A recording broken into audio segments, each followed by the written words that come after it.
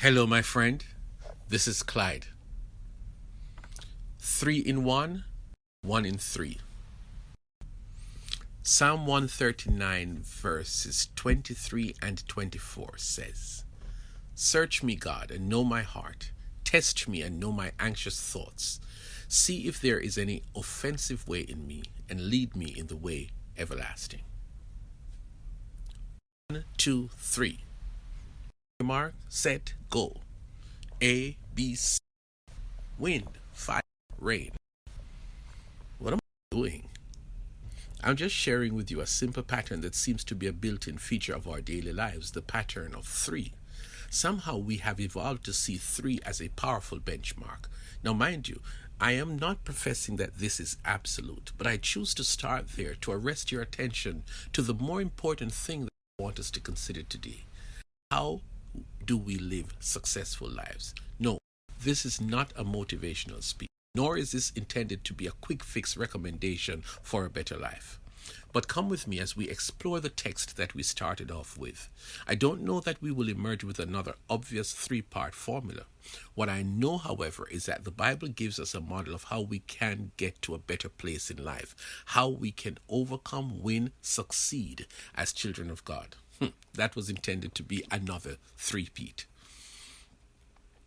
David, who wrote this psalm, had an active and dynamic relationship with God.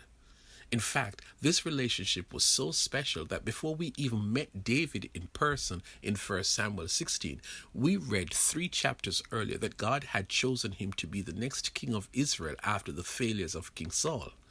David was described then as a man after God's own heart. That is a huge way to describe a young man. But listen to this. The day when Samuel anointed this teenager to become the next king, this is what the Bible said of him. So Samuel took the horn of oil and anointed him in the presence of his brothers, and from that day on, the Spirit of the Lord came powerfully upon David. That means that David became a man controlled by the Spirit of the Lord from that day on. I can now see the question sign on your brow. What is Clyde talking about? Please note that I did not say David was perfect from that day on. Rather, I'm inviting you to see a side of David's story that I strongly recommend that we learn from. Now let us return to the text. One of the biggest blot on David's track record could easily be the most vivid lesson for you and me. Let us take this one instance in his life. David was now king and he was doing pretty well. On this occasion, the army that David was commander-in-chief of went to war, but for some reason the king did not go with them. One evening, His Majesty was walking on the roof of the palace and looked around and saw a woman bathing by her home. David looked, lusted, and acted. He sent for her, and David had sex with her. By the way, did I tell you that this woman's husband was in the same army that David had sent out to war? Yes. Well, as time went on, she discovered that she was pregnant from her one-night stand with the king. What do they do now? David tried to cover up, but his plan did not work, and so David redeployed the woman's husband back into the war zone with a letter that instructed his chief of staff to put him in the front of the firing line where, as you guessed it, he was killed. It now made it possible for David to marry the widow who was pregnant for him and cover up the 2 sins. Well, later God sent his prophet Nathan to point out to David that God saw the whole thing. David, you have committed a terrible sin against God.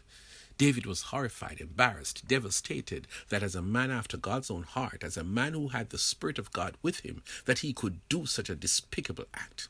David was beside himself with shame and remorse. So David, who is a man after God's own heart, a man who has the Spirit of the Lord with him, did the only thing he could do.